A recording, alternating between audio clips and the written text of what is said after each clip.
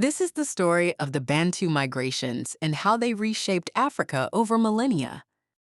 Scholars combine archaeology, linguistics, and genetics to reveal patterns of movement and innovation. Key dates anchor the story. Early movements from around 2000 BCE to widespread dispersals over centuries. At the center were Proto-Bantu speaking communities near the Nigeria-Cameroon border region.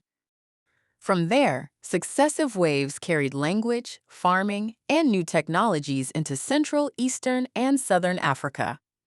Over the next 1,000 years, these movements created a linguistic family that today includes hundreds of languages. Early farmers in the forested lands cultivated yams, millet, and sorghum and developed new settlement patterns. Linguistic reconstruction shows related words for farming and iron appearing in early Proto-Bantu speech. Around 2000 to 1000 BCE, initial movements pushed south and east into new ecological zones. These migrants adapted agriculture to forest edges, savannas, and riverine landscapes across Central Africa.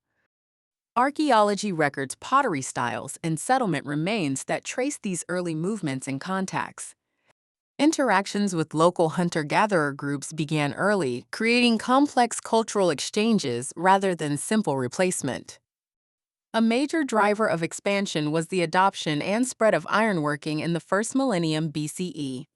Iron tools improved clearing, farming, and built capacities that supported population growth and movement. In East Africa, new crops like bananas arrived later and complemented local staples, accelerating settlement. As groups moved south, they carried languages that diversified into the many Bantu tongues we see today.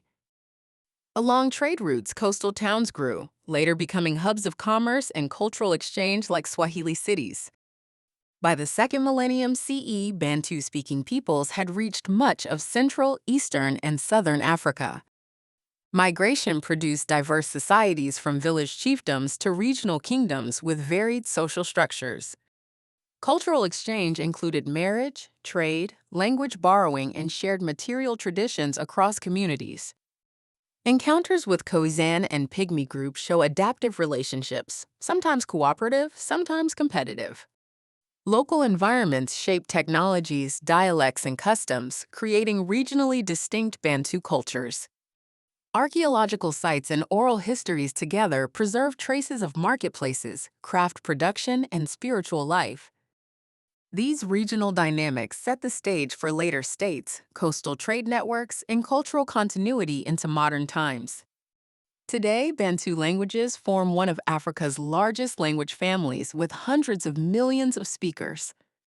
Agricultural practices, ironworking traditions, and many cultural customs trace back to these ancient movements. Genetic studies reveal complex ancestries confirming centuries of migration and intermarriage across regions. Linguists and historians continue to refine timelines, showing migrations as layered and regionally varied processes. Remembering this history helps us understand Africa's cultural richness, resilience, and shared connections across space.